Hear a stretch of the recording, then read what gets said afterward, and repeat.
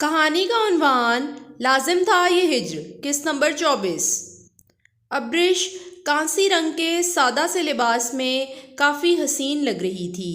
آنکھوں میں کاجل اور ہونٹوں پر ہلکی سی لپسٹک لگا کر وہ جانے کو مکمل تیار کھڑی تھی۔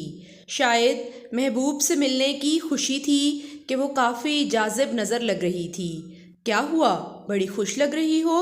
پلوشا بہن نے اسے یوں مسکراتے ہوئے دیکھا تو وہ پوچھے بغیر نہ رہ سکیں۔ ہاں ہاں ہاں، خوش تو میں بہت ہوں، خوشی سے گنگناتے ہوئے اس نے دلکشی سے جواب دیا۔ ہمیں بھی اپنی خوشی میں شریک کر لو نا۔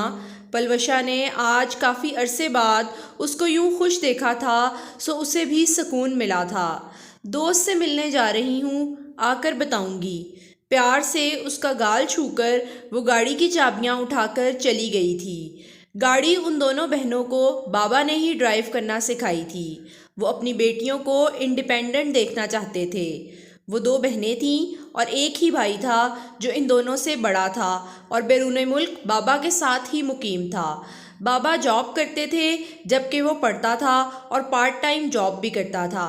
اس کے بعد پلوشا تھی جو ابرش سے 2 سال بڑی تھی اور اس کی ماموں کے گھر منگنی ہو چکی تھی، جبکہ ابرش سب سے چھوٹی تھی جو سب کی ہی لاڈلی تھی۔ ان دونوں نے ملنے کے لیے قریبی ریسٹورنٹ طے کیا۔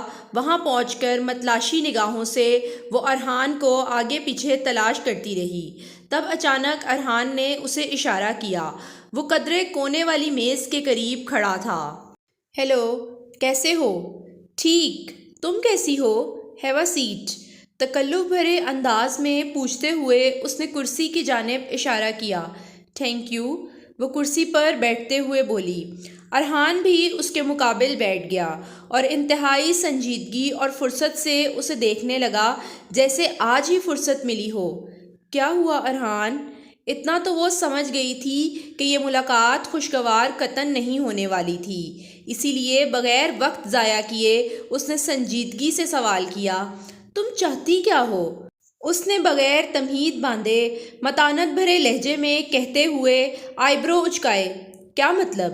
ناسمجھی سے اس نے ماتھے پر بل ڈالتے ہوئے پوچھا۔ اتنی انجان مت بنو، وہ دھیمی آواز میں مگر انتہائی غصے میں بولا تھا۔ مجھے سچ میں کچھ نہیں پتا۔ ابرش کے فرشتوں کو بھی خبر نہیں تھی، سو اس کا رد عمل بالکل ٹھیک تھا۔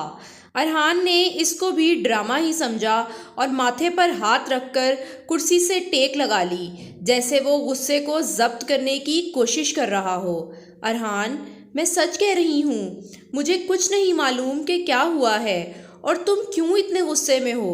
وہ اس کی بات کو سچ تسلیم نہیں کر پا رہا تھا۔ اگر وہ ذرا سا غور کرتا تو اس کا لہجہ، چہرہ اور آنکھیں ابرش کی سچائی کا یقین دلانے کو کافی تھیں، مگر اس وقت غصے کی وجہ سے اس کے دل، دماغ اور آنکھوں پر پردہ پڑا ہوا تھا۔ پہلے مجھے یہ بتاؤ کہ تم میں عزت نفس ہے یا نہیں؟ ارحان نے جس انداز میں پوچھا تو ابرش کے صبر کا پیالہ جھلک پڑا تھا۔ تم اپنی حد کراس کر رہے ہو ارحان۔ اہانت سے اس کا چہرہ سرخ ہو رہا تھا جیسے ابھی اس سے خون چھلک پڑے گا۔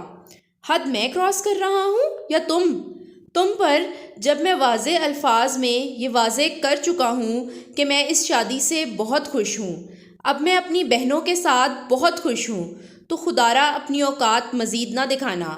تم سے یہ بات برداشت نہیں ہوئی کہ میں خوش ہوں تو تم اوچھے ہٹ کنڈوں پر اتر آئیں۔ میں آخری بار تاکید کر رہا ہوں کہ اگر تمہاری جانب سے مجھے کسی مشکل کا سامنا کرنا پڑا تو یاد رکھنا تم کسی کو منہ دکھانے کے لائق نہیں رہو گی۔ ارحان نے کھا جانے والی نظروں سے دیکھتے ہوئے پہلے غیظ و غضب اور پھر فہمائشی انداز میں اسے تنبیہ دی، جبکہ ابرش کو کچھ علم نہیں تھا کہ وہ کس بات پر برہم ہو رہا ہے، مگر اس کے لب و لہجے اور الفاظ کا وار وہ سہ نہیں پا رہی تھی۔ اپنی ہی نظروں میں وہ گر گئی تھی۔ اسے ہر اس لمحے پر شدید غصہ آیا تھا، ملال ہوا تھا، حیا آئی تھی، جب اس نے نہ چاہ کر بھی اس کو اپنے احساسات و جذبات کے متعلق وقت کے کسی کمزور پہلو کی ضد میں آ کر بتایا تھا۔ مجھے امید ہے کہ اب تم یاد رکھو گی۔ خدا حافظ۔ وہ سنجیدگی سے کہہ کر گاڑی کی چابیاں اور موبائل اٹھا کر وہاں سے جا چکا تھا، جبکہ ابرش کو کچھ سمجھ نہیں آ رہی تھی کہ کیا کرے۔ اس کا دل کر رہا تھا کہ زمین پھٹ جائے اور وہ اس میں سما جائے۔ ستم تو یہ تھا کہ اس کی آنکھوں میں آنسو تک نہیں آئے تھے، مگر دماغ کی رگ رگ جیسے پھٹنے کے اختتامی مراحل میں پہنچ چکی تھی۔ مزید ایک رات سرک چکی تھی۔ کسی کی زندگی بھی شاید پرسکون نہیں رہی تھی۔ مائیوں کے پیلے رنگ کے لباس میں ملبوس زمر کافی دلکش لگ رہی تھی۔ عورتوں کے لیے علیحدہ انتظام کیا گیا تھا، سو گھر کے مردوں کے سوا وہاں کوئی دوسرا نہیں آ سکتا تھا۔ امان وہاں کسی کام سے آیا تھا اور اس نے زمر کی جانب نگاہ غلط بھی نہیں ڈالی تھی، جبکہ زمر نے دردیدہ نگاہوں سے اس کی جانب دیکھا تھا۔ امان کی اچانک نگاہ اس کی جانب اٹھی تو وہ دنگ رہ گیا تھا۔ وہ اسے یوں دیکھ رہی تھی کہ جیسے اب نظریں ہٹانے کا ارادہ نہ ہو۔ امان لب کھینچتا ہوا وہاں سے چلا گیا۔ اس کی اب حتی المکان یہی کوشش تھی کہ وہ اس کے سامنے کم سے کم آئے، تاکہ کم از کم وہ نادان لڑکی اپنا نقصان نہ کرے۔ کل مہندی تھی اور پرسوں بارات، سو سب کزنز ان کی تیاریوں میں لگے تھے، جبکہ وہ بس خاموش سی دکھ بھرے انداز میں دیکھ رہی تھی۔ آج ارحان کی مہندی تھی، سو سب بڑے وہاں چلے گئے تھے اور ینگ جنریشن کو کھلی چھوٹ مل گئی تھی، اور اب ان کا ارادہ تھا کہ وہ خوب ہلا گلا کریں گے۔ امان ان کو ساتھ لے کر گیا تھا۔ دلاور ہاؤس میں رونقیں ہی رونقیں تھیں۔ گھر کی سجاوٹ دیکھنے سے تعلق رکھتی تھی۔ برقی کمکموں اور پھولوں سے سجا گھر یہ کسی کے ارمانوں کا خون بھی تھا۔ ابرش آج چاہ کر بھی اس کے ہاں نہیں آ سکتی تھی، مگر اس کی کسی نے نہ سنی اور اس کو یہاں لے آئے، اور اب اس کی بھرپور کوشش تھی کہ اس کا ارحان سے سامنا نہ ہو۔ آج ان کے ہاں مہندی تھی، کیونکہ کل انہوں نے زمر کے گھر مہندی کی رسم کرنے جانا تھا۔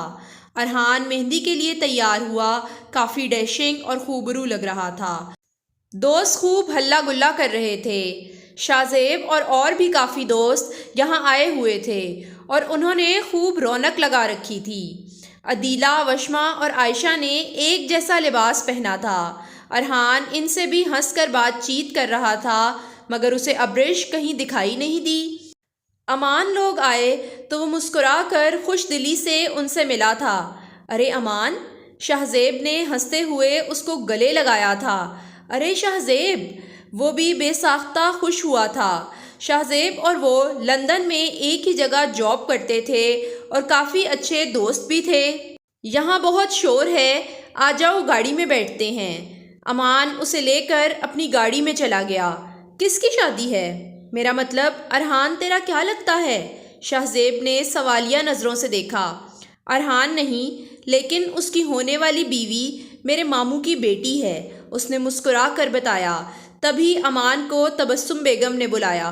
میں 2 منٹ میں آیا، تو یہاں ہی بیٹھ۔ امان مسکرا کر کہتا ہوا چلا گیا۔ ارحان بھی شاہ زیب کو ڈھونڈتا ہوا ادھر آ گیا تھا۔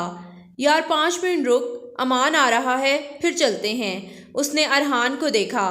اچھا، اس کا موبائل اٹھا لو اور آؤ وہاں کرسیوں پر بیٹھتے ہیں۔ ارحان نے سامنے اشارہ کیا تو شاہ زیب نے پیروی کی۔ تبھی امان کا موبائل بجا۔ رانگ نمبر سے کال آ رہی تھی۔ شاہ زیب نے پہلے تو نظر انداز کیا اور پھر یہ سوچ کر پک کر لی کہ کہیں امان ہی کال نہ کر رہا ہو۔ اس نے فون سپیکر پر ڈالا۔ ہیلو امان، میں زمر بات کر رہی ہوں۔ شاہ زیب چونکا تھا اور فوراً ارحان کی طرف دیکھا۔ اسے اتنا تو علم تھا کہ زمر ارحان کی ہونے والی نصف بہتر تھی، اور یہ بھی یقین تھا کہ یہ زمر امان کی کزن اور ارحان ہی کی فیانسی ہے۔ وہ اسے بتانے لگا تھا کہ وہ امان نہیں ہے، مگر اسے موقع نہ مل سکا کیونکہ ارحان نے اسے منع کر دیا تھا۔ ارحان بھی ہمتاً گوش تھا۔ وہ اس کی آواز کسی اور نظریے سے سننا چاہتا تھا، مگر چند لمحوں میں اس کی دنیا پلٹ کر رہ گئی۔ امان، میں چاہتی ہوں کہ آپ میری شادی پر نہ آئیں۔ میں جانتی ہوں کہ یہ بہت مشکل ہے، مگر پلیز امان، میں مزید ٹوٹ جاؤں گی۔ میرے متعلق ان جذبات و احساسات کے متعلق آپ جان چکے ہیں، سو اس لیے بھی کہہ رہی ہوں کہ مجھ میں آپ کا سامنا کرنے کی ہمت نہیں ہے۔ اگر آپ سامنے آئے تو میں ارحان کو کبھی قبول نہ کر سکوں گی۔ میں نے یہ کال بہت ہمت جمع کر کے کی ہے۔ آپ بس میری شادی پر نہ آئیے گا، اور اگر یہ ممکن نہ ہو تو پلیز یہ کوشش تو کر ہی لیجئے گا کہ ہمارا سامنا نہ ہو۔ خدا حافظ۔